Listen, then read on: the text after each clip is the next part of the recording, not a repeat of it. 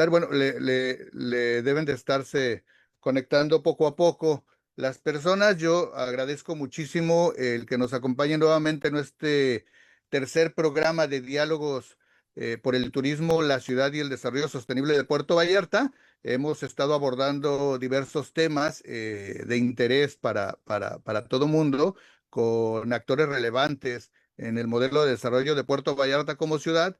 Y evidentemente uno de los temas que se debe de tocar en este modelo de desarrollo, pues es la educación superior sobre todo, ¿no? Recordemos que hace apenas unos años los jóvenes, los profesionistas que querían comenzar su ruta académica tendrían que trasladarse a otras ciudades, Guadalajara, Tepic, la Ciudad de México, para poder continuar sus estudios superiores después de la preparatoria, hasta que llega al escenario el fenómeno del Centro Universitario de la Costa. En 1993, aproximadamente 94, el Centro Universitario abre sus puertas, llega a Puerto Vallarta y comienza un nuevo esquema de educación superior en la región, que fue parteaguas completamente de todo esto. Y bueno, en este asunto de la educación superior y del Centro Universitario de la Costa, evidentemente hay muchos actores que durante mucho tiempo comenzaron esta ruta de trabajo, con muchos otros actores sociales que ya iremos platicando de ellos. El primer rector, que no fue rector, fue coordinador ejecutivo, el doctor Armando Soltero. Llega como coordinador ejecutivo y posteriormente se incorpora como rector del Centro Universitario de la Costa, como primer rector del Centro Universitario de la Costa. Tristemente, nuestro amigo Armando pues ya no está con nosotros, y después del doctor Armando Soltero llega un rector conocido en la región, un rector que hizo muchísimo por el centro universitario también, que dio seguimiento en muchas cosas al trabajo de Armando Soltero. Y pues me estoy refiriendo a una persona que yo en lo personal admiro mucho, por el empuje tecnológico que en lo personal me dio y que le dio a muchísima gente, y me refiero al doctor Jeffrey Fernández. Jeffrey, ¿cómo estás? Buenas tardes. Muy buenas tardes, Jorge. Gracias por la invitación. Aquí estamos. Me da mucho gusto saludarte, verte, y obviamente pues el tema fundamental y principal pues va a ser el del Centro Universitario de la Costa, el proyecto de Centro Universitario de la Costa. Tú lo conoces muy bien, lo conoces desde sus orígenes, desde los tiempos de la Reforma. ¿Cómo naces? ¿Cómo nace este proyecto de acuerdo a la visión de Jeffrey? Bueno, no es que nazca con la visión de Jeffrey. Fue un proyecto de la Universidad de Guadalajara. El proyecto fue de Raúl Padilla López, que también en paz descanse, el rector que cambió por siempre la Universidad de Guadalajara, ¿no? Y la gente lo recuerda con mucho cariño. Resulta de que él traía la idea de descentralizar la Universidad de Guadalajara siguiendo el modelo de la Universidad Autónoma Metropolitana en la Ciudad de México. Y cuando él llega de rector, me invita a mí para ser secretario técnico de la rectoría. Y bueno, es un puesto que tomé. Y la chamba del secretario técnico de la rectoría, bueno, tenía que hacer muchísimas cosas, pero una de las cosas que tenía yo era responsable de los proyectos nuevos. Y yo me caracterizaba por ser muy ejecutivo. He tenido un cierto entrenamiento en la Ciudad de México que me daba un perfil ejecutivo. Y entonces me daban a mí los proyectos para finalmente aterrizarlos, ¿no? Mucha gente puede tener una idea, pero no sabe cómo eventualmente aterrizarlos. Y el proyecto de la descentralización se manejaba con comités. Y ya sabes que cuando no quieres que algo avance, se lo hace un comité, a una comisión, haces una junta, y pues la cosa no va a avanzar nada, ¿no? Porque se le pasa discutiendo y cada quien es importante, y cada quien quiere dar su opinión y cada quien quiere influir.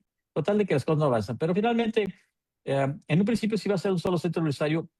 Mi idea siempre ha sido trabajar las cosas en una forma experimental, ¿no? No aventarte con todo lo que es el paquete, sino que primero desarrollas una idea en una escala pequeña y ves qué le hace falta, qué le sobra, qué hay que modificarle. Y entonces ya, si todo está bien armado, continúas con el resto del paquete o el resto del proyecto. Entonces yo a iniciar con el Centro Universitario en Tepatitlán. Bueno, en aquel entonces era no sabía cómo se iban a llamar. Se pensaba llamar Universidad de los Altos. O sea, se iban a llamar universidades. Después dijeron que no, que podría. Siempre en la Universidad de Guadalajara, el factor político es algo predominante. Todo gira alrededor de un eje político. Entonces, por lo tanto, había quien decía, es que si les pones universidad, puede ser que los rectores de esas universidades se sientan en competencia y quieran eventualmente pues desconocer el poder central o la dirección central. Entonces no hay que llamarles universidad. Entonces cambió el nombre a Centro Universitario de cada uno de los campus descentralizados de la Universidad de Guadalajara, o campi, perdón, más bien dicho, el plural. Entonces, iba a empezar en Tepa, tuvimos una reunión incluso en 2 ocasiones con Salinas de Gortari. Estuvieron participando varios exgobernadores, Medina Ascencio, que me tuve el gusto de conocerlo, que Vallarta le debe muchísimo, todo le debe Puerto Vallarta a Medina Ascencio de Gustavo Díaz Ordaz. Hay que reconocerlo. Lástima que nada más Gustavo Díaz Ordaz lleva el nombre del aeropuerto, pero Puerto Vallarta está endeudadísimo con Gustavo Díaz Ordaz y con Francisco Medina, don Pancho Medina Ascencio. Estaba don Alberto Orozco Romero también. Fue un proyecto, y lo bueno es que está documentado, hay fotografías de ellos, nadie puede decir que estoy mintiendo porque están las fotografías y los documentos. Entonces, se iba a iniciar con Tepa y después cambió todo y se dijo, no, va al paquete completo. En el 94 se aprueba la reforma universitaria y se da un plazo ya para iniciar la operación de los campi, y arranca a todos los centros universitarios, entre ellos Puerto Vallarta, que pues tuvieron que rentar un espacio porque no había nada, ¿no? Todavía apenas si con trabajo se consiguió que los signatarios pudieran con trabajos donar lo que era la parcela escolar, que eran 2 hectáreas, y luego después la maestra, y perdón, se fue ahorita el nombre, Yolanda Zaraco, consiguió, Lidia. Lidia, sí, Yolanda Lidia Zaraco consiguió otras 8 hectáreas, de manera que Raúl Padilla, el rector en ese entonces, pedía mínimo 10 hectáreas de espacio, y las consiguió la maestra Zaraco, consiguió las 10 hectáreas, una señora que también habría que hacerle un monumento del Centro Cultural de la Costa. Yo estoy seguro que a la cual ya se la olvidaron, pero sí había que hacerle una estatua a la señora, Zaraco, porque pues ella consiguió otras 8 hectáreas en base tira se afloja, ¿no? Rogándole y negociando con los diversos ejidatarios hasta integrar las 10 hectáreas juntas, en una zona que era la peor zona del ejido, era una zona donde había ladrilleras, porque se juntaban unos charcos ahí que Armando Soltero después decía que era una laguna, ¿no? Pero eran unos charcos y había mucho lodo. Entonces con el lodo se hacían ladrillos, había unos hornos de ladrillo, y ya los ladrilleros ahí se ponían a trabajar, ¿no? Entonces era la zona de las ladrilleras y estaba muy feíto. Para acabar de amolar, luego que hicieron el diseño, hicieron la avenida que ahora creo que se llama Avenida Universidad, ¿no? Donde está el Ajá. Cook. Y lo hicieron con 2 pendientes, una zona donde pasan 2 arroyos, Jorge, pasan 2 arroyos por ahí. Entonces, en lugar de ponerle en todo caso una pendiente que vaya, digamos, de lo alto hacia lo bajo y que el centro universitario quedara así en medio, no, hicieron 2 pendientes que van y coinciden en medio. Si un día te fijas cuando ves al Cook, donde coinciden las 2 pendientes de la Avenida Universidad, exactamente en la entrada del centro universitario. Entonces, por lo tanto, el centro universitario estaba siempre condenado a inundarse en época de lluvias, ¿no? Hasta que pudimos desviar los 2 arroyos y canalizar y todo eso, con algunos problemas y muchos esfuerzos, pero se pudieron desviar. Entonces, más que una visión particular, fue una visión institucional, fue una visión de Raúl Padilla López, particularmente si alguien tuvo el liderazgo y la visión, fue Raúl Padilla López, y se pudo llevar a cabo. Después de secretario técnico de la Rectoría, pasé a otras funciones, particularmente en el área de tecnología. La universidad estaba completamente en pañales en la época de las cavernas respecto a tecnología, y empezaba el Internet en aquel entonces. Entonces yo me empecé a meter porque en la universidad básicamente había 2 grandes computadoras completamente anticuadas, unas computadoras francesas de la marca era Bull, y una la usaban para todo lo que era la cuestión de nómina en la universidad, y la otra la usaban para todo lo que era el registro y control escolar, por así decirlo, ¿no? Y ya no servía nada de manejarlas, y ya eran computadoras obsoletas, y no había una sola red de cómputo en la Universidad de Guadalajara. La primera red de cómputo en la Universidad de Guadalajara la establecí yo cuando era secretario técnico de la Rectoría, en uno de los sótanos de lo que era el Museo de las Artes de la universidad, lo que era antes la Rectoría de la universidad. Fíjate, ahorita vamos a esa parte, evidentemente el proceso de transformación digital que le diste a la universidad, y que después lo pasaste al centro universitario fue impresionante. La idea primero del centro universitario, tal y como nos lo describes, bueno, lo vivimos muchos, ¿no? Estos procesos de inundación que fueron geniales porque fueron vivencias que hoy ya se olvidaron, que hoy ya las nuevas generaciones no lo viven, pero que las primeras generaciones tuvieron que padecerlas. En serio, los llegamos a pasar hasta en canoas para poder tener clases o sea, hubo En una muchas. ocasión, en una ocasión fueron los del ejército con el plan de N3 a rescatar a los estudiantes porque no podían salir. O Es sea, correcto. me recuerdo que fueron a rescatar a todos los estudiantes de sus camionzotes. Y pues muchísimas gracias al ejército, ¿no? Que hizo una gran labor en aquel momento. Pues, una de las cosas que mencionaste ahorita, yo sí la destaco, el apoyo de la comunidad de Ixtapa. La maestra Yolanda, de la mano de Arturo Fernández, que fue el primer secretario administrativo, pues se pusieron las pilas mucho para conseguir el terreno con los ejidatarios, el terreno faltante, ¿no? Y la maestra Lidia hoy sigue siendo una persona que se le reconoce el trabajo. Y evidentemente a ti Ixtapa no te era un lugar lejano, era un lugar conocido que a lo mejor al principio decían, no, por regresar a Ixtapa, que el centro universitario estuviera en Ixtapa, era como un plus, ¿no? Como algo extra. Y así tú te vienes, un día termina el rectorado de Armando Soltero y tú decides venirte a Puerto Vallarta o venir a Ixtapa, venir al centro universitario que ya conocías el proyecto, ¿cuáles eran los retos de este rectorado tuyo? Porque ya se había terminado la etapa de picar piedra, ya se había acabado la etapa de las relaciones, era construir. Te tocó la etapa que yo la consideraba la más importante porque ya era construir la ruta de un proyecto académico grande. ¿Cuáles eran los retos que vivías, que viste tú cuando llegaste y te paraste como rector ya en Puerto Vallarta? Bueno, estaba muy mal el centro universitario en aquel entonces, estaba empezando, tenía pocos edificios. Yo duré 6 años como rector. En los 6 años pude desarrollar 15 edificios diferentes, entre ellos el auditorio, entre ellos se llamaba el EduLab o Compulab, no recuerdo cómo le Compulab. llamábamos, Compulab, no sé, ya le cambiaron el nombre. Iniciamos la radio. eh, este, Había cosas básicas que era cuestión nada más de conectar una neurona con otra y lo resolvías. Por ejemplo, tenías el problema de las inundaciones. Pues, ¿qué había que hacer de inmediato? Porque cada edificio que hacíamos, súbele 80 centímetros, súbele 1 metro a la altura del edificio.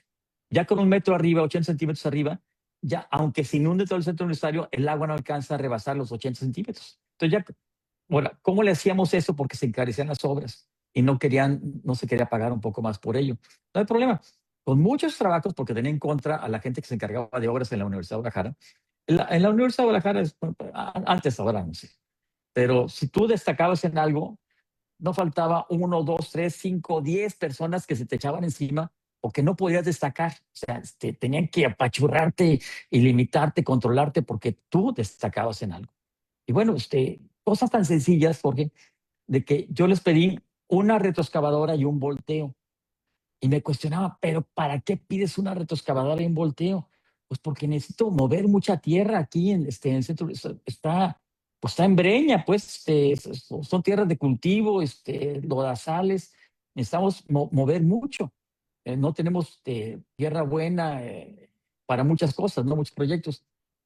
Bueno, después de que pude convencer al rector en turno y me autorizó, me tocó a mí los primeros 3 años de Trino Padilla, perdón, los últimos 3 años de Héctor González Romero y los primeros 3 años de Trino Padilla, pero fue muy difícil porque tenía en contra a la gente que se encargaba de obras y proyectos en la Universidad de Guadalajara. Y por fin me autorizaron un volteo y una autoexcavadora. Y los ejidatarios me regalaron un cerro, que yo creo que les estorbaba, pero era un cerro de arena amarilla. La arena amarilla se usa mucho para construcción, te da una base sólida para poder construir todo este tipo de cosas. Entonces, nos acabamos el cerro nada más con esa retroexcavadora, y ese volteo lo estábamos trabajando todo el día completamente, dando vueltas, y rellenábamos espacios completos. Cuando iban a construir un edificio, nosotros ya le teníamos la base lista para el edificio, para que pudieran hacer la cimentación, pero ya tenía una base sólida, y el relleno necesario. Teníamos ahí los montones, apilábamos la arena ahí en el centro de la costa, y ya nomás después la recogíamos y la repartíamos. Entonces, había que hacer mucha infraestructura física. Y en eso trabajamos, te digo, fueron como 15 edificios, que el último proyecto que no alcancé a haber terminado fue el edificio que era para investigación y posgrado, un edificio muy bonito. Pero finalmente, un edificio que habíamos hecho también, que quedó para el Museo de Arte Peter Gray, no sé por qué razón, por una estupidez, lo tumbaron. O sea, ¿cómo se te ocurre que en la Universidad de Guadalajara, que somos una universidad popular del Estado con presupuesto federal y presupuesto estatal, puedes tumbar un edificio? Pero además un edificio que estaba bien construido.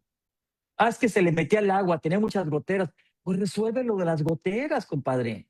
Si se le mete el agua, para que se meta el agua, para las goteras, pero no tumbes el edificio. O sea, imagínate el nivel para tumbar un edificio. Eso tiene que estar en la historia de la universidad, porque el problema es que cuando pasa algo malo, se borra de la historia. Se borra la historia porque nadie quiere saber que se hizo algo malo. Sin embargo, ¿qué pasa cuando borras algo de la historia? Estás condenado a repetir el mismo error una y otra vez, porque lo borraste, porque no lo pudiste reconocer. Entonces, por tu ego personal de un directivo, comete un error, lo borra de la historia, y entonces no va a faltar otro directivo que llega y haga lo mismo. O sea, una verdadera estupidez, o sea, una idiotez por completo. Pero eso pasó, que lo sepa la comunidad, que lo sepa. En el CUC tumbaron una vez un edificio que estaba bueno, el edificio, me consta. Y tenía goteras, pues mejor tenía goteras, entonces se resuelve. Cualquier casa que tenga. No tumbas una casa porque tiene goteras, ¿estás de acuerdo? ¿No? Sí, sí, claro, claro, claro. Repara la gotera, ¿no? No la tumbas. Bueno, ok, pero a ese nivel. Y el otro proyecto era un proyecto académico.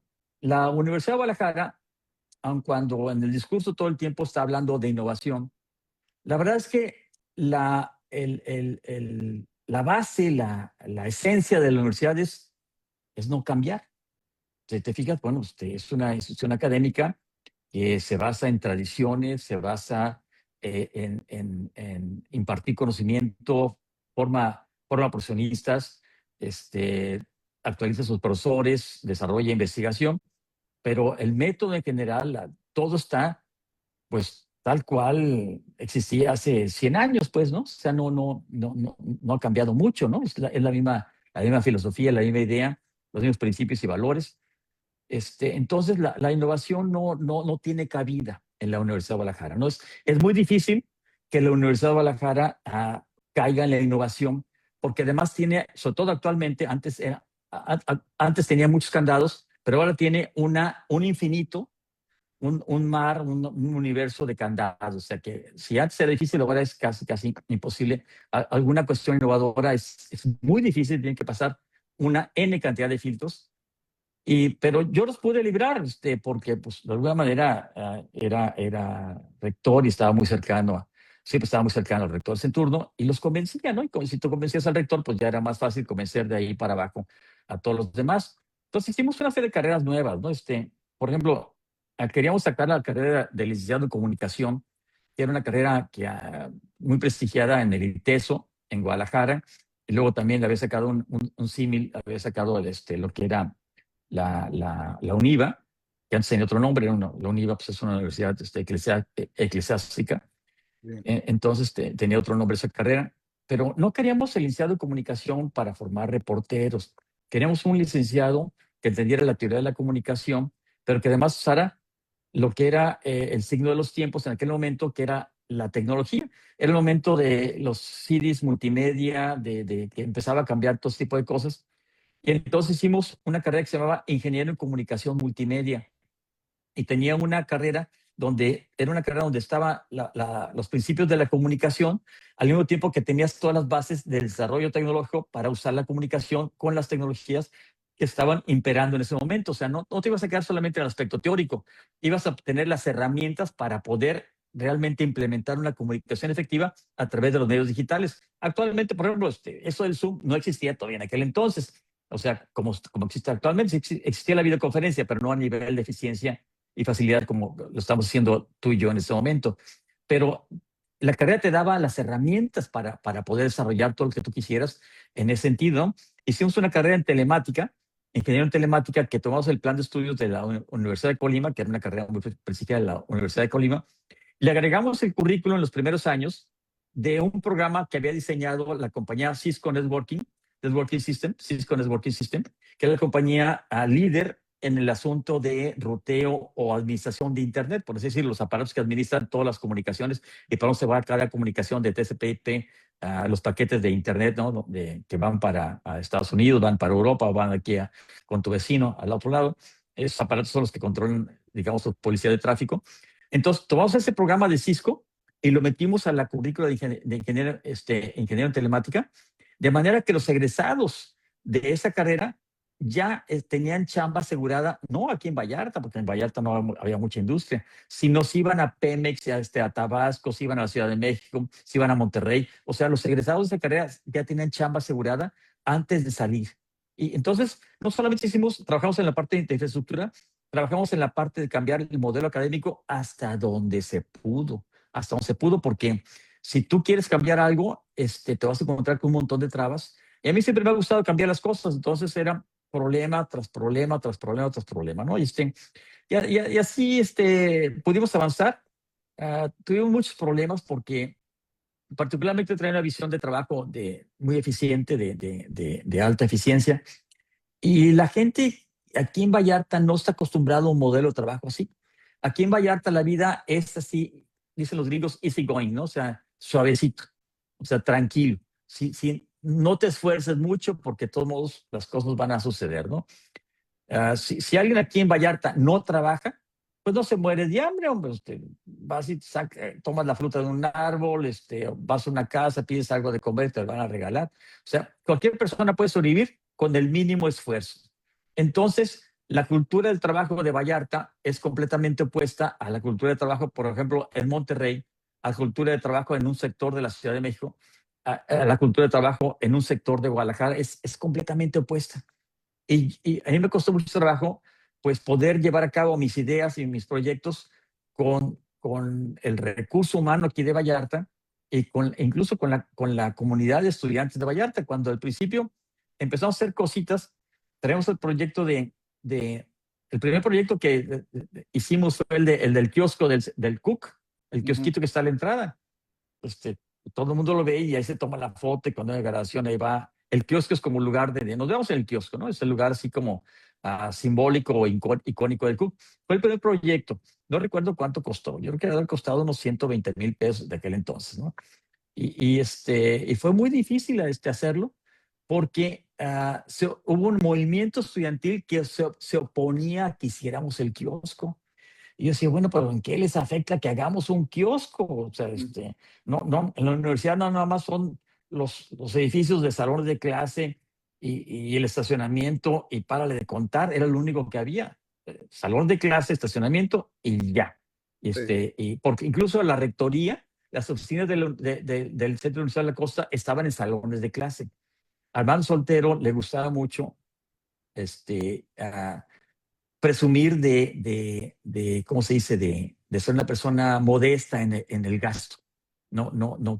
Cuando a todos los rectores del Centro Universitario les ofrecieron un automóvil, él dijo, no, a mí cómprenme un automóvil usado. Entonces, el automóvil que cuando yo llego de rector me dieron era un Jeepecito Suzuki La rojo, Tracker. chiquito. Una Tracker, sí sea Suzuki, creo, ¿no? Una Era Tracker. Tracker. Vieja, o sea, no era nueva, era vieja. Se me descomponía cada rato.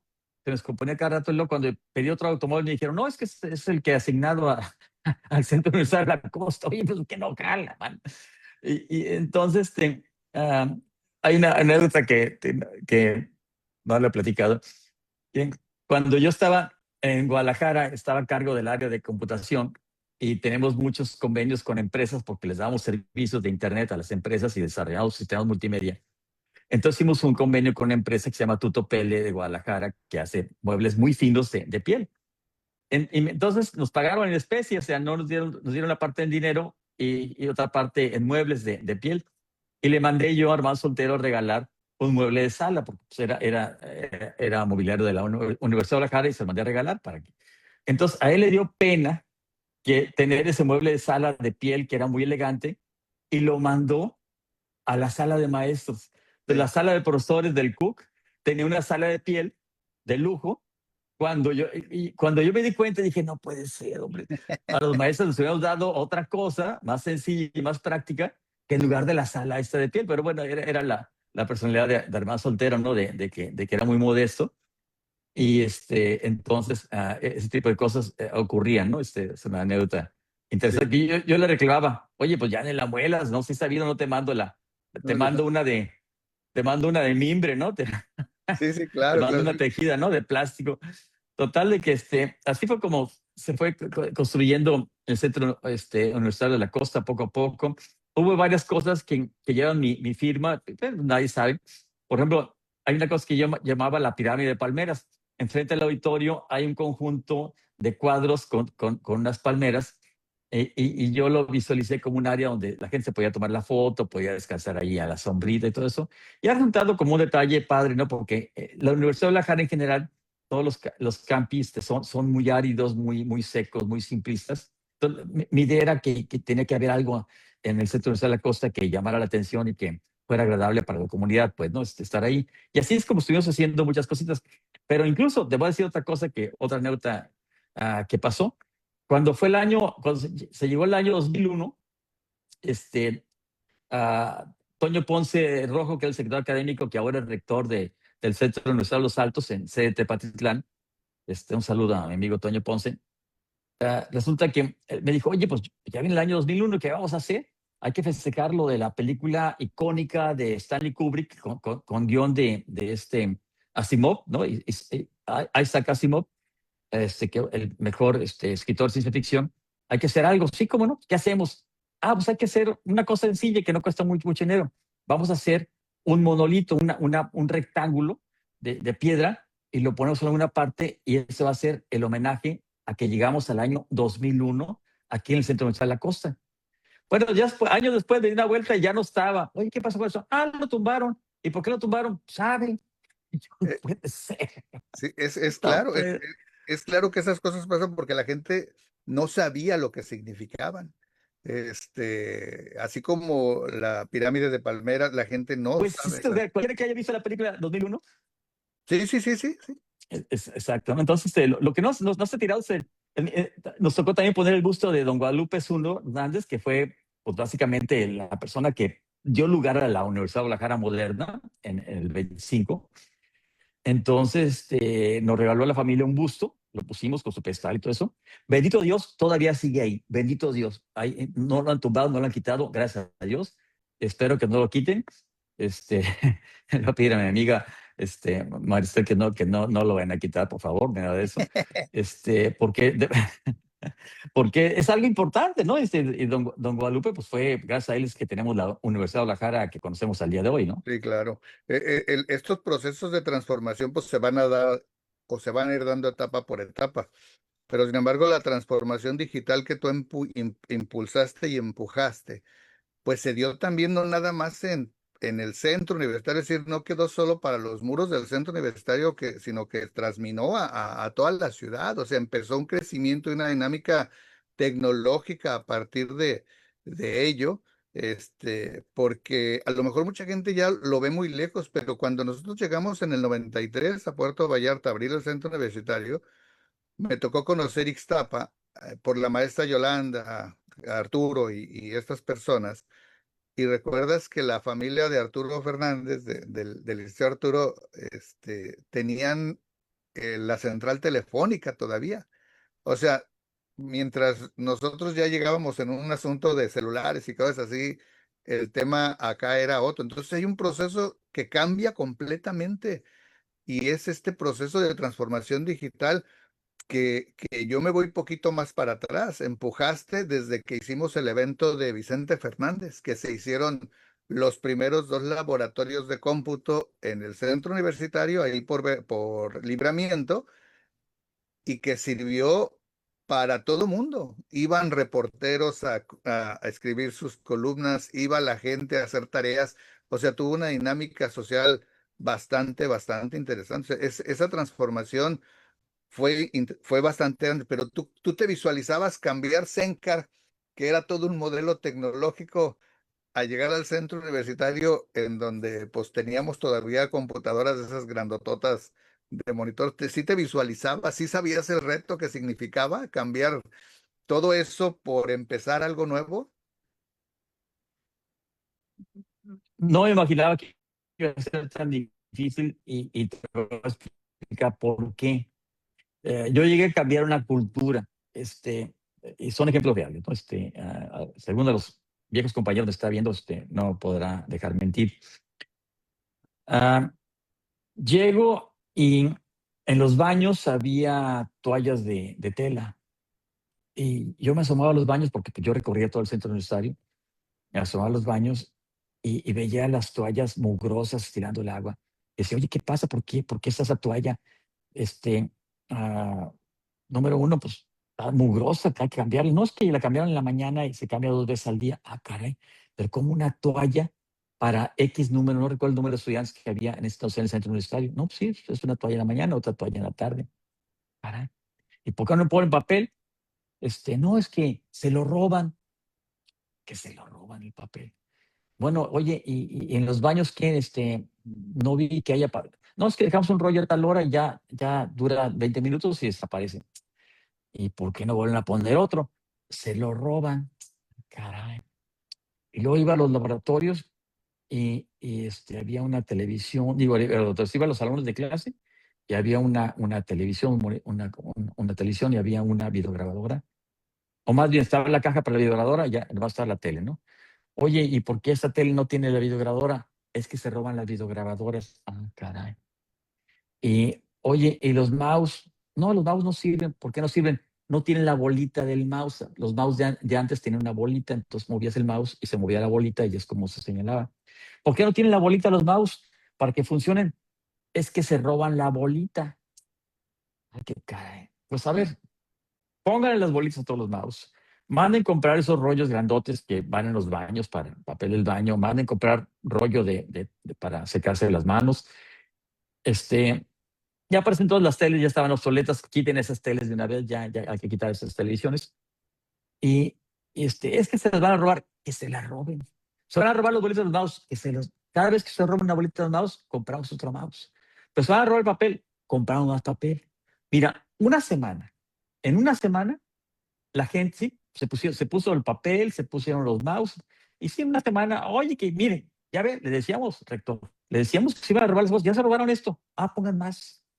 Y oye, se volvieron a robar, pongan más. Una semana, normal. En una semana ya estaba el papel del baño, estaba el papel para secarte las manos, estaban los mouse funcionando, todo estaba funcionando y nadie se robaba nada. O sea, no sé por qué ese tipo, o sea, era cambiar una cuestión cultural. A lo mejor alguna persona se va a molestar porque estoy diciendo ese tipo de cosas, ¿no? Pero pues, esa era la realidad que a mí me tocó enfrentar, que no había papel del baño en los baños, cosa, pues caray, ¿qué es una universidad de nivel? Pues tienes que empezar desde lo más simple y básico, ¿no? ¿Para qué Sí, empiezas con la cuestión de que no, que la educación superior y los valores y los principios pedagógicos y la tecnología de transmisión de video simultánea, wiri wiri, X? Eso vale madres. Lo que importa es que tengas desde un principio, desde mero abajo, debes tener lo esencial y ya de lo esencial empiezas a escalar hacia arriba para tener entonces el nivel que quieres llegar. Pero si no puedes llegar a un nivel alto, si abajo está vacío, ¿cómo te vas a sostener? Es imposible. Entonces tuvimos que llegar a hacer ese tipo de cosas básicas para poder avanzar y eventualmente costó mucho trabajo, pero la mentalidad de las personas fue cambiando poco a poco. Lo que más me costó trabajo fue cambiar la mentalidad de las primeras generaciones que estaban muy acostumbradas al estilo del doctor Armando Soltero, Armando Soltero Macías.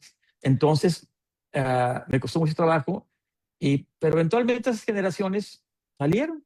Y ya que salieron, las nuevas generaciones entraron con una nueva idea, con una nueva concepción, una nueva mentalidad, una nueva forma de ver las cosas.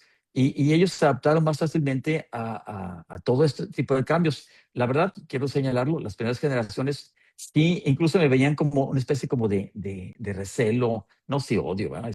Pero sí me veían mal porque amaban al doctor Soltero. El doctor más Soltero era muy, muy querido por las primeras generaciones de estudiantes, era muy apreciado, muy querido. Y cuando él salió y llego yo, pues esas generaciones de estudiantes me veían a mí como el intruso El que sin intruso. merecerlo, sin tener ningún mérito, ningún valor, llegaba a correr a sacar al doctor Hermanos. O sea, no era una decisión, ellos no veían que era una decisión de Guadalajara, era una decisión de hasta el tipo político, ¿no? Académico político en la universidad, sino me veían a mí como la persona, el intruso que llegaba a sacar al buen Armando, ¿no? Entonces, pues sí tuve muchos problemas en ese sentido. Pero pudimos avanzar y ya cuando yo salgo yo en el año 2004, creo que era una mentalidad muy, muy diferente. Los estudiantes cuidaban las cosas. Recuerdo que compramos 2 camiones, uno de los camiones de lujo, que después lo vi abandonado no sé cuántos años hasta que ya desapareció. Yo pienso que lo vendieron como chatarra. Pero en aquel entonces todos los estudiantes cuidaban mucho el camión. Decía, este el camión es para ustedes. Más que así, cada vez que salgan, de acuerdo a los kilómetros, se les va a cobrar una pequeña cuota. No recuerdo cuánto, pero tienen que pagar como 150 pesos, 200 pesos, 300 pesos por cada viaje que hacían de estudios. Y por supuesto, los maestros y los estudiantes se inventaban un viaje de estudios cada semestre, ¿no? A la Ciudad de México. Y bueno, viajes muy, muy interesantes porque para esto entrados a muchos concursos y iban los estudiantes y ganaban los concursos, o sea, no, hacían muy buen papel, un papel muy, muy, muy bueno. Y pues ya teníamos un camión para ir y venir, ¿no? Y estaba bonito. Entonces se acostumbraron a ese tipo se acostumbraron de la pobreza, se acostumbraron al lujo, pero el lujo no llegó de la noche a la mañana. El lujo tardó 4 o 5 años en llegar, ¿no? Claro. Fíjate A ti que, tocó ver todo ese proceso, ¿no? sí, sí, sí, a mí me tocó abrir el centro universitario prácticamente junto con el doctor Armando Soltero. Prácticamente 4 gentes estábamos al inicio: Arturo Fernández, Rosy Chávez, el doctor Armando y tu servidor. Y de ahí en más, pues se fueron contratando todo lo demás que hoy muchos siguen ahí en el centro universitario. Entonces, pues obviamente todo el proceso de él, tuyo y de otros rectores me ha tocado estarlo viendo, conociendo y viviendo muy de cerca, ¿no? Por la amistad que he tenido el gusto de tener con casi todos. Este, pero evidentemente los estilos marcan el rumbo y la idea también, porque así como tú dices, te veían como un intruso. Sin embargo, te tocó sacar a la primera generación de egresados del CUC. Las primera generación de las primeras 4 carreras: administración, contabilidad, turismo y derecho, salen siendo tu rector y generas el primer gran grupo de profesionistas que ya se quedaban en Vallarta. Muchos se quedaron en la fiscalía, los de derecho, muchos se fueron a los hoteles, los de turismo y los de administración, muchos abrieron sus despachos contables. O sea, esa gran primer generación moldeó parte del desarrollo de Vallarta actualmente, porque hoy son esos profesionistas los que están ahí. O sea, en realidad, aunque te veían como un intruso, pero en la historia eres el que generó toda esa primer generación. Hoy el centro universitario ha generado generaciones y generaciones y generaciones. ¿Tú veías este impacto regional? Porque no nada más es Puerto Vallarta, es una región completa la que acude a Puerto Vallarta. ¿Tú lo veías eso? ¿Tú lo Sí, sí, visualizaban?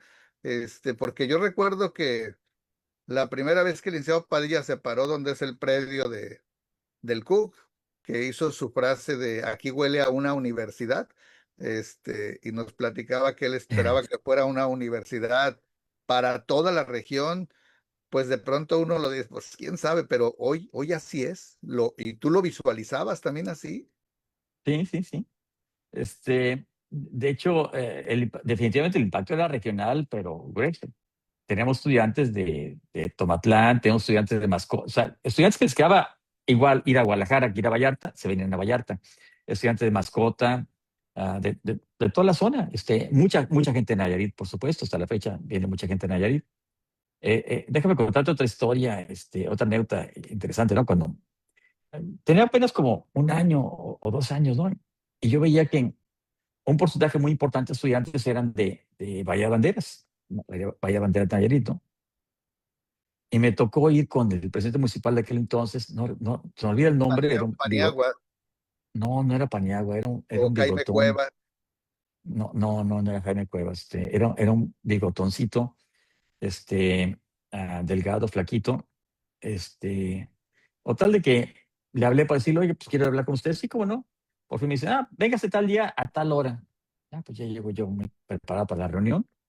Y ándale que estaba el presidente municipal en su oficina y tenía como unas 20 sillas. Aquí sí, aquí le toca su lugar. Y me ponen en las sillas y ya llevaban un control.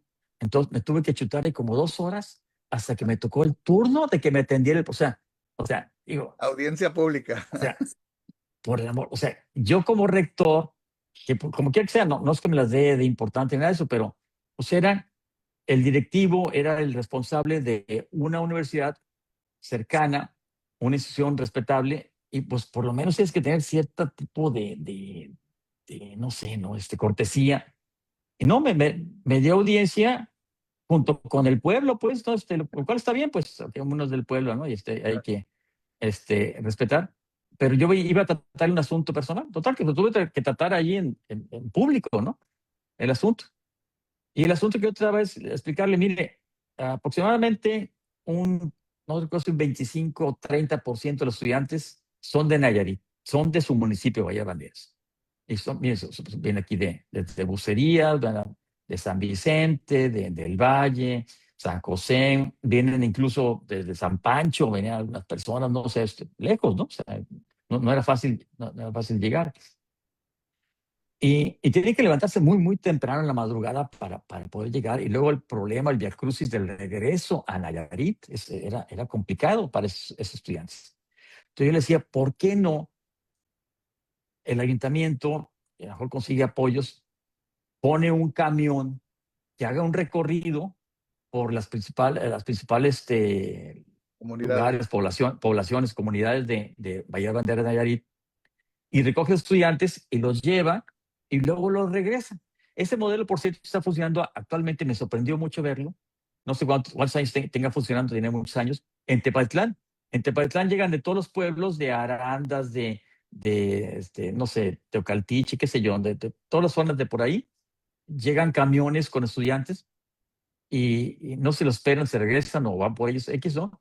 Pero el camión llega, deja a los estudiantes y luego va por ellos y se los vuelve a llevar a San José de Gracia, al lugar donde la población donde sea de la zona de influencia del Centro Universitario de los Altos con sede en Tepatitlán, ¿no? Entonces eso funciona muy bien. Entonces, esa idea a ver si en el 99 o en el 98 o 99 que fui con el presidente municipal, se la planteé, se tuve que plantear ahí frente a todo el montón de sillas de ciudadanos esperando, ¿no? Que si le condará una multa o que si que le sacan al hijo del bote o algo así, ¿no? Ajá. A pedirle cosas, ¿no? La audiencia pública al presidente municipal. Y yo llego y le explico esa idea y me dice, el municipio de Bahía Banderas y el gobierno de Nayarit nunca va a poner un centavo para beneficiar a una universidad de Jalisco. Y yo, cabrón. Dije, no, pero señor presidente municipal, es que los estudiantes están yendo ahí a estudiar, se van a formar, van a salir como profesionistas. Lo que acabas de decir, ¿no? La influencia, el impacto que ha tenido el salir egresado del CUC y luego integrarse a la economía local, pues, ¿no? La economía de San José, de San Vicente, del Valle, de Bucería, de San Pancho, qué sé yo, ¿no? De todos esos lugares, ¿no? De aquí, de ahí de Banderas, Mezcales, qué sé yo.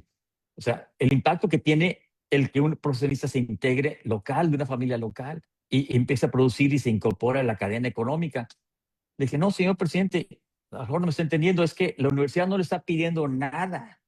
Lo que le estoy pidiendo, que es una buena idea, es que usted le facilite, ayude a su comunidad, ayude a sus vecinos, ayude a sus gobernados a trasladarse al Centro Universitario de la Costa más fácil y regresarse. No, es imposible porque nunca vamos a apoyar una universidad de Jalisco. Y fuera de eso, ahí me regañó el cabrón en público, ¿no? Sí. Que porque iba a pedir lana, o sea, que iba a pedir apoyo para la universidad. Pues, ¿cuál apoyo para la universidad? Le iba a pedir el apoyo, o sea, le pedía yo que conectara la neurona A con la neurona B, que tiene cortocircuito, para que el güey ayudara a sus propios estudiantes a formarse y que eso beneficiara a su propio municipio de Bahía Banderas, Nayarit. Pero Sí, el claro. güey no podía entenderlo, el cabrón. El cabrón pensaba que era para ayudar a la universidad. Pues, ¿en qué vas a ayudar a la universidad? Nada más estás dejando que los pobres cuates con muchos sacrificios, pues sigan teniendo muchos sacrificios para poder irse a estudiar, con la economía familiar desgastada por pagar el transporte. Además, haces una hora del Valle al Cuca, haces una hora en transportación o más de una hora, no se diga de San... O sea, era completamente difícil. Y te platico esto porque me gusta de pronto que, Sí, sí, sí, claro. sí, Y son que se cosas que, sepa, ¿no? sí, claro, y son cosas que cambiaron, Jeffrey, por lo mismo. La oferta educativa en la región, pues ya es muy grande. Está la Universidad Tecnológica, el Tecnológico de Bahía de Banderas, están la UNIVA, UNITEC, bueno, todas las universidades que te puedas imaginar están aquí en la región, pero muchas de ellas empezaron a ser manejadas, sobre todo las más importantes, por egresados del CUC. Por ejemplo, en la UTBB llegó José Gómez. Ahorita está un egresado del CUC en Puerto Vallarta, como es el arquitecto Luis Munguía, y los gabinetes de sus allegados, de su gente más cercana, casi en su mayoría egresados de la Universidad de Guadalajara, del centro universitario, que ya tienen una idea diferente.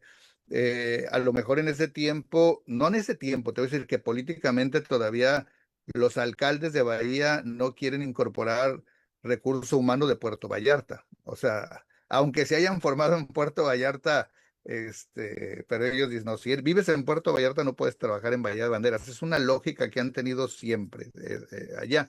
Y era muy común que en aquellos tiempos pues, no entendieran esta lógica de necesito facilitarles la vida a mis jóvenes para que vayan y se preparen, que esa era la lógica tuya. Porque van a regresar. Exacto, van a regresar y van a generar una nueva idea. En ese contexto, y para ir cerrando, para que no se nos vaya el tiempo, co- tú viviste un modelo de universidad de lejos al que luego te incorporaste, hiciste tu chamba, te retiras y la sigues viendo porque sigues siendo parte de la universidad, todavía otras generaciones de rectores más.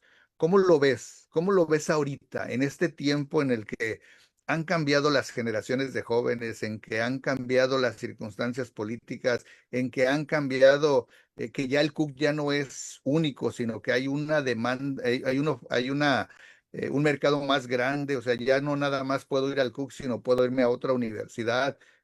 ¿Cómo ves tú eso? ¿Qué sería lo que tenemos que hacer como universidad para volver a destacar? Porque yo creo que lo que nos falta en el centro universitario es volver a destacar socialmente, porque ya no somos únicos, insisto, sino que hay mucha competencia educativa allá. ¿Cómo lo ves tú desde tu perspectiva? Bueno, es muy difícil, te decía hace un momento que en la universidad es muy difícil cambiar. O sea, lo más fácil, y si no quieres problemas, es mantenerte haciendo lo de siempre. O sea, si quieres cambiar, quieres mejorar, quieres destacar, te va a costar mucho trabajo y se te van a echar encima. Esa es la ley. Entonces es difícil, pero tienes otro problema. El otro problema que me tocó verlo en mis últimos años como docente en la universidad en Guadalajara, trabajé, fui jefe de departamento en el CUSEA.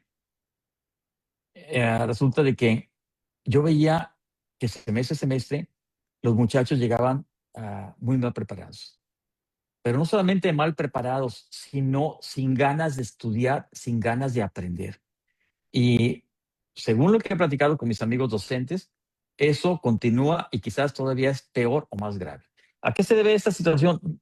No sé, quizás a las redes sociales. No sé qué echar la culpa, pero de cuando nosotros estudiamos hace muchos años, que llegamos con la idea de verdaderamente aprender en la universidad, formarnos, yo lo que veía en los últimos años eran que no todos, por supuesto, pero una mayoría de estudiantes estaban ahí para sacar la carrera nada más y les valía gorro si aprendían, no les importaba si aprendían o no aprendían. Lo que querían era el título nada más. O sea, si tú hubieras dicho, oye, ¿sabes que te va a regalar el título ahorita y no vas a aprender nada? Ah, dame el título, ¿dónde le firmo? O sea, hubieran aceptado el título sin aprender nada. No iban por aprender, no iban por formarse, iban por el título. Entonces, ¿qué haces cuando tienes un problema de esa naturaleza? Que no te toca a ti como universidad. O sea, te está llegando ese recurso humano desmotivado, uh, cero capacidades, o sea, con las capacidades básicas completamente disminuidas, su capacidad de pensamiento crítico, raciocinio por la calle, o sea, muy conflictivo, sí. ¿No? Yo defiendo mis derechos y yo eso y esto, o sea, bravos, o sea, muy bravos, combativos, ¿no? Pero pues eso no te lleva a ninguna parte, no te lleva a ser una mejor persona, no te lleva a ser un profesionista exitoso, no te conduce a ninguna parte ser combativo. Lo que te conduce es estudiar, aprender, colaborar, este, crear, ser creativo.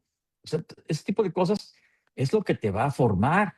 Y entonces, además de que, te digo, las condiciones que no son nada fáciles para que una universidad actualmente se desarrolle y cambie, por más buen proyecto que traigas, es muy difícil. Tienes el segundo problema, que es que el recurso humano está de veras muy, muy mal. O sea, la primaria, la secundaria, la preparatoria te está arrojando un recurso humano de veras empobrecido, que cuesta mucho trabajo sacarlo adelante, y eso es algo con lo cual tienes que primero pensar cómo voy a resolver esa situación, cómo voy a motivar a los estudiantes a que sí quieran aprender y no nada más estén aquí por sacar el papelito. Entonces, para mí es tu principal reto, cambiar la mentalidad de los estudiantes de pasar la etapa universitaria lo más pronto posible a aprovechar la etapa universitaria y formarse como buenos profesionistas. Que quede claro que la labor básica de la Universidad de Guadalajara no es la investigación, ni tampoco la difusión de la cultura. No, no, no. Porque dicen, no, es que la universidad tiene tres ejes básicos: la docencia, la investigación y la extensión de la cultura, o difusión de la cultura. No, no, no, no, no. Lo básico de la universidad, desde que se inventaron las universidades, es la formación de recurso humano calificado, la formación de profesionistas competentes que tengan éxito, que sean buenos, que sean capaces, que sean competentes. Y la investigación, pues está bien. Segundo lugar, vamos a hacer investigación, a ver qué sale, ¿qué es lo que pasa? ¿En qué es buena la investigación de la UDG? En cosas que no tienen a veces la mínima importancia, Jorge. Y te voy a dar otro caso, otra anécdota. No sé si todavía trabaja en la universidad el doctor Núñez Cornú, o Sí, ya se todavía anda jubiló. por ahí, anda por ahí. Bueno, un saludo para él. Pero eso es cierto, no me dejará mentir él mismo. No recuerdo en qué año estaba yo siendo rector, hubo un sismo fuerte. Y el doctor Núñez Cornú siempre estaba, dale y dale, que necesitaba dinero. Le dieron una camioneta, le decían, oye, préstame la camioneta para llevar eso. No. Tenía un plotter, oye, préstanos el plotter para imprimir esto. No. O sea, era un tipo completamente negado a apoyarte o prestarte un lápiz. No te prestaba nada. Al contrario, decía, deme a mí esto, deme a mí el otro, necesito más dinero, necesito más recursos. Bueno, ok. Y entonces, tengo muchos problemas con él, la verdad. Y su trabajo era tener los sismógrafos funcionando y operando en diferentes partes del área de influencia de Vallarta. Incluso tenían, según esto, tenían en el Seboruco, porque el Seboruco, pues la teoría es que de años cornudos que algún día iba a volver a tener actividad volcánica, por lo tanto se iba a poder medir previamente a través de los sismos, ¿no? Esa era la señal de que el volcán iba a volver a tener una erupción. Entonces, y tenían, pues, por supuesto, los sismógrafos que deben tener no uno, sino un chorro de sismógrafos en el centro de la costa y otras estaciones de detección de sismografía. Pues no recuerdo en qué año exactamente, pero hubo un sismo. No recuerdo, yo creo que fue después del 2000, ¿no? Entonces, Sí, no sí. recuerdo en qué año.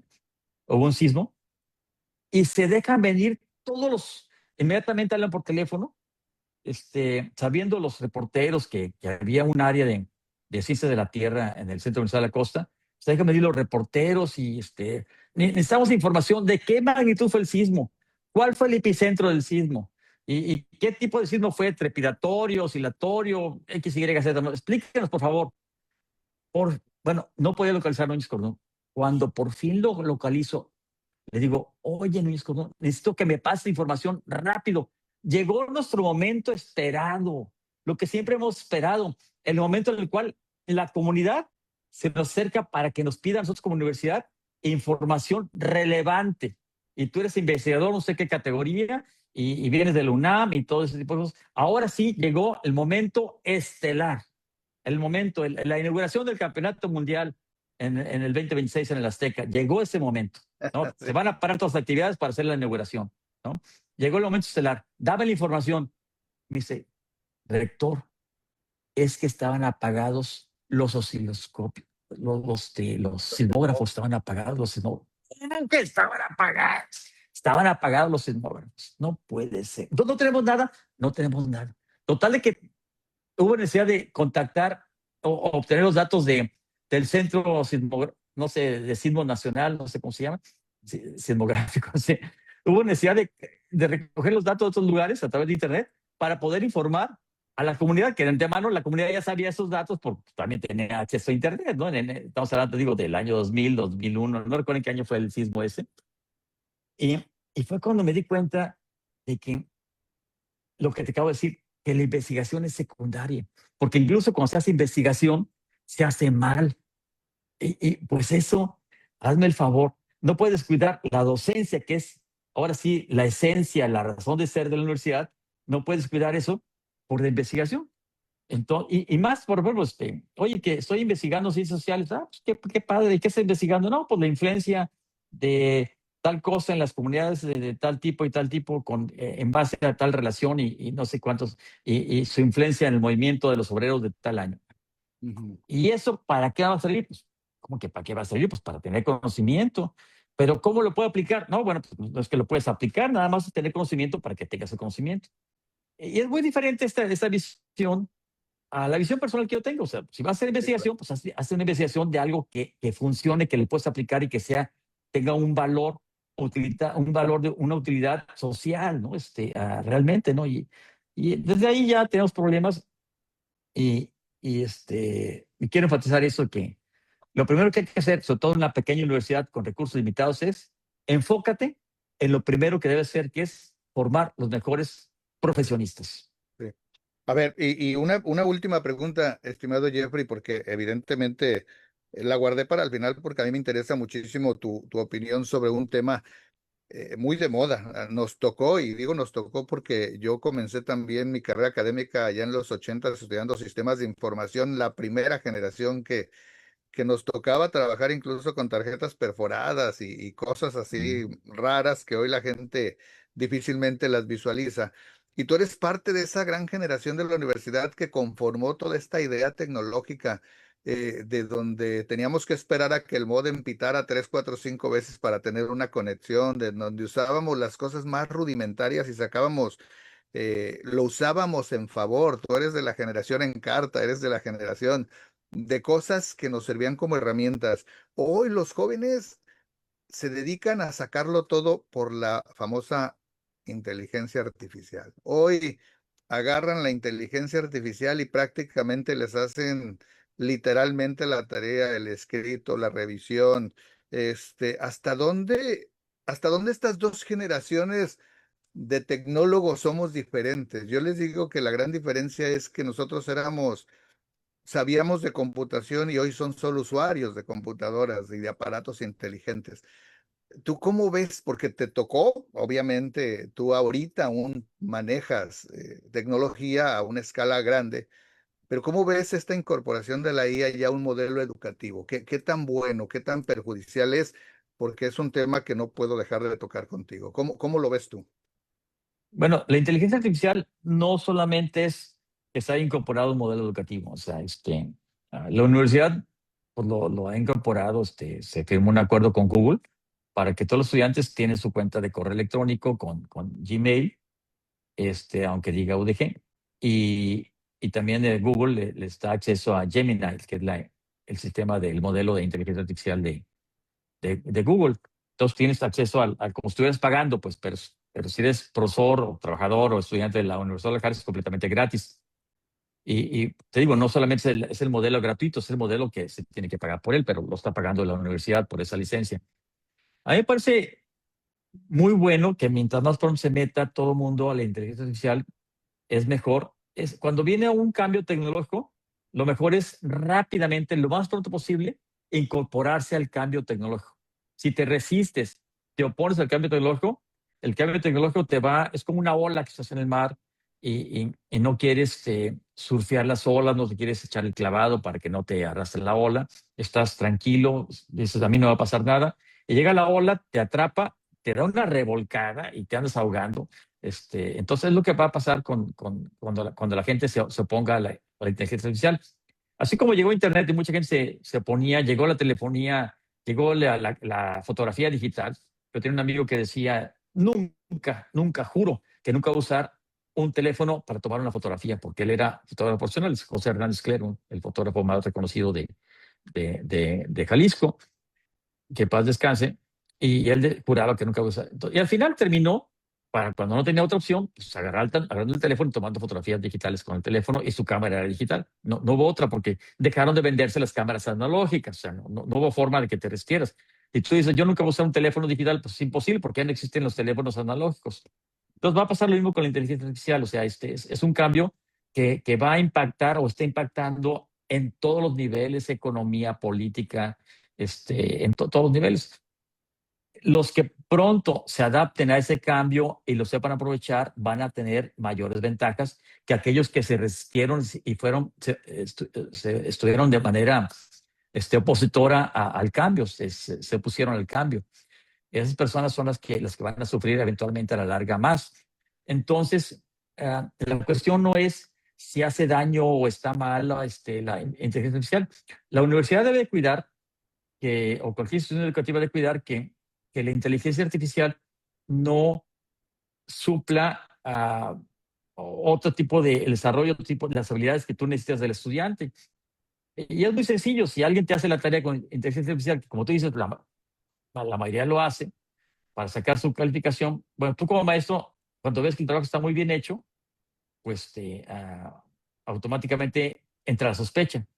Y luego puedes meter el trabajo al mismo Gemini o ChatGPT o Claude o cualquiera de los modelos de inteligencia artificial. Y le dices, ¿cuánto de inteligencia artificial hay en este trabajo? Y te va a decir, este trabajo está hecho 100% de inteligencia artificial. Y ya con eso repruebas al estudiante. O tiene 80% de inteligencia artificial, o tiene 70%, o tiene 50%, o tiene un 20%. Te va a decir incluso el porcentaje de inteligencia artificial utilizado para hacer esa tarea. Entonces tú como maestro también puedes usar la inteligencia artificial para detectar quién hizo trampa o que no hizo el trabajo él, sino que se lo pidió a un tercero, que en este caso es la inteligencia artificial, que le hiciera el trabajo. Entonces tú lo puedes detectar perfectamente bien. Sin embargo, si tú eres una persona que está estudiando, está produciendo, eres creativa, te pidieron la tarea, empieza la tarea con lo que el maestro explicó y todo ese tipo de cosas, y luego le dices a la inteligencia artificial, oye, revísame si está bien o dónde podría mejorar. La inteligencia artificial te va a decir, mira, mejórale aquí, mejórale allá. El problema es que si lo haces muy bien, la misma inteligencia artificial va a pensar que fue un trabajo hecho por ella misma, ¿sí? Entonces tienes que hacerlo más o menos y meterle pequeñas mejoras para que el maestro, si lo mete a comprobación, pues haga con un porcentaje mínimo de inteligencia artificial. Porque si no, pues te lo va a calificar como que está hecho por la IA, ¿no? Entonces, puede servir mucho, a los maestros puede servir mucho para organizar sus temarios, sus clases, sus preguntas de examen. Y lo más sencillo, pues vamos a tener que regresar a los exámenes orales. Así de sencillo que, ok, en tus tareas estás perfecto. Alumno, estudiante, en tus tareas estás perfecto. Nada más que ahora vamos a ver qué tan cierto es que estás perfecto. Me vas a contestar esto. O aquí mismo, o en este momento aquí, en público, hazme una composición o habla sobre ese tema. Y ahí no le puede ayudar la inteligencia artificial. Si con ayuda de la inteligencia artificial estudió, pues te va a dar una muy buena clase y le ayudó mucho la inteligencia artificial. Qué bueno que la inteligencia artificial le ayude a aprender. Pero si nada más él le encargó la tarea a la inteligencia artificial y la presentó al maestro, pues a la hora que le pongas a hablar en público no va a saber nada, no te va a poder contestar nada, no va a poder armar un discurso más o menos racional, inteligente sobre el tema que le pediste. Y ahí te vas a dar cuenta y ahí lo vas a calificar. Queda en claro en público que esta persona no sabe nada, por lo tanto está reprobado. Yo pienso que lo más sencillo es regresar a ese sistema antiguo, ese sistema que ya se había quedado olvidado, de que el estudiante haga una exposición pública sobre el tema que le preguntas. A ver, ahora sobre ese tema, y pues es un tema que viste en clases y que hizo un trabajo excelente al respecto, pues lo debe de dominar. Entonces, te dio una prueba por escrito, ahora que lo platique. Y si lo puede platicar, perfecto, tiene 100. Pero si no puede platicar, no sabe de qué está hablando, pues entonces, claro que fue falso lo demás y lo puede reprobar con toda honestidad, ¿no? Sí, claro. Jeffrey, pues muchísimas gracias por habernos compartido anécdotas, historias, y muy relevantes del centro universitario, de tu llegada, de tu visión en la educación, en la tecnología. Sigo reconociendo ese proceso de transformación digital que tú le diste al centro universitario. Me tocó vivirlo muy de cerca en muchos casos y la verdad es que el trabajo que tú y tu equipo en ese momento hicieron fue maravilloso, fue genial. Yo te agradezco muchísimo que hayas tenido el tiempo de acompañarnos en estos programas de Diálogos por Vallarta, en donde estamos dejando fe del trabajo que se ha hecho y que de pronto, por lo corto de la memoria de la ciudadanía, se olvida, pero esperamos que disfruten los que nos vieron y los que lo van a ver grabado esta interesantísima plática contigo. Te agradezco mucho y algo que quieras agregar para terminar. Pues agradecerte, Jorge, por esta oportunidad. Mira, para mí es importante, ¿por qué razón? Porque todo lo que haces en Internet, como esta plática, queda ya, eso ya es imborrable. O sea, esto ya quedó registrado en Internet y pasará a la posteridad, como los millones o billones de archivos que hay, pero ya va a quedar ahí. Y tuve la oportunidad de dar un testimonio de algunas cosas que nunca había hablado en público, ¿no? No había tenido la oportunidad, o si no, hablaba en público en una ceremonia que no podía decir este tipo de cosas, ¿no? Entonces, en esta plática muy sabrosa, muy en confianza, muy cercana, pues tuve la oportunidad de decir este tipo de anécdotas que normalmente no las cuento para no incomodar a nadie, pero como ya pasaron tantos años, como yo estoy jubilado, tengo 10 años de jubilado de la universidad, ya puedo decirlas. Espero que nadie se ofenda, al contrario, que me agradezcan por haberlas dicho. Y bueno, para mí eso fue algo agradable. Así que muchas gracias y te deseo el mejor de los éxitos en este proyecto. Muy bueno, por cierto. Muchísimas gracias, Jeffrey. Gracias a todos los que nos acompañaron, gracias a los que nos van a ver en el recalentado por YouTube. En mañana ya estará listo en los canales de YouTube esta entrevista. Les agradezco y nos vemos en la siguiente. Gracias.